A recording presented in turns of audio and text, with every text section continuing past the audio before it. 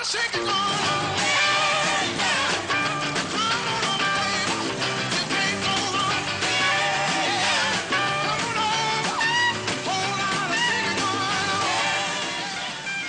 this may look like a replay of your most recent nightmare. Thousands of squirming, slimy, slithery, snaky eels. But as much as they look like them, eels are not snakes. Not at all. Eel is kind of warm water fish. Mrs. N.H. Liao is a fisheries specialist at the Tongkang Marine Laboratory on Taiwan in the Republic of China. Raising fish for food is called aquaculture. It's a multi-million-dollar industry here. And to show you the kind of progress this country has made, 30 years ago, the word aquaculture wasn't even in the dictionary. The Republic of China grows more eels than any place in the world. Listen to this statistic about eel farming. In 1968, they grew about 60 metric tons. By 1980, more than 26,000 metric tons. But to most Americans, 1 ton of eels would be too much. To you, but not to us. Do they bite? Not at all. You may try and you will know. Do they have teeth? They have but small teeth. But they're not aggressive to humans? Not aggressive because they are creature. They are not wild one. If you have chance to meet the wild eel, maybe you should be take attention. If there's anything less appetizing to American taste than eels, it may be what eels eat. The feed that makes eels grow best, a sort of commercial eel chow, is mixed up right on the farm. Oh, they eat the prepared feed with the combination of fish meal, soybean meal, and fish liver oil, and some vitamin inside too. Now, you might be reluctant to eat this, and when the eels are first put in these ponds, they're reluctant to eat too. They have to be trained to like it. But as you can see, they've learned their lesson well. It's every eel for himself, twisting and slithering in what can only be called an eel frenzy.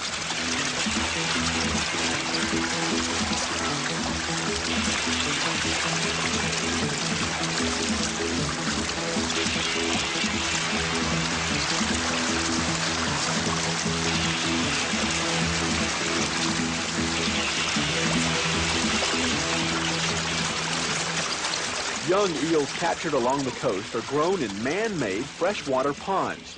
Eels of similar size have to be kept in the same pond, or else they'll eat each other. When all the eels in a pond are large enough to sell, the water is drained out and the eels are caught along the way. It takes 300 days for an eel to reach marketable size. Water quality is very important in growing eels. pH and temperature have to be watched carefully. The owner of this farm, Mr. Shipin Wen, pumps his water from underground. He runs one of the largest operations in the country, with 40 employees.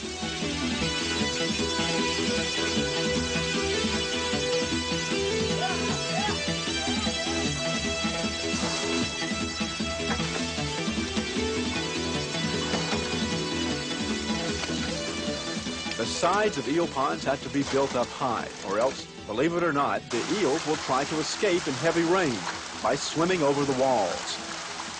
After all the eels are harvested, they're graded into different sizes and put into tanks of clean water. Oh, they have to hold the harvest eel in clean water for 24 up to 36 hours to clean out the stomach content so that the eel won't smell any odor. Who wants all these eels? Surprisingly, not the Chinese. Now, the Chinese think eel is okay, but it's the Japanese that consider eels such a delicacy. 95% of Chinese eels end up on dinner tables in Japan. If these are sent to Japan, why don't the Japanese do this?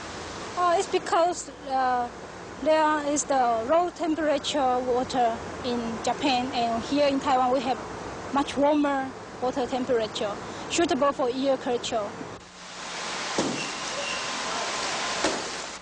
Late in the afternoon comes the next step in an eel's life, a cold bath. The eels are dipped into bags and dragged through ice water to take some of the squirminess out of them for what comes next, a plane trip. Where are they going? Export to Japan, and it takes 11 hours to Japan. One of the problems for eel farmers these days is the price. Since Japan is almost the only customer, there's not enough competition for the price to go up. These eels are weighed, packed in plastic bags with ice, and shot full of oxygen. 95% of the eels will arrive in Japan alive, and nobody is wasting any time because, hey, these eels have a plane to catch.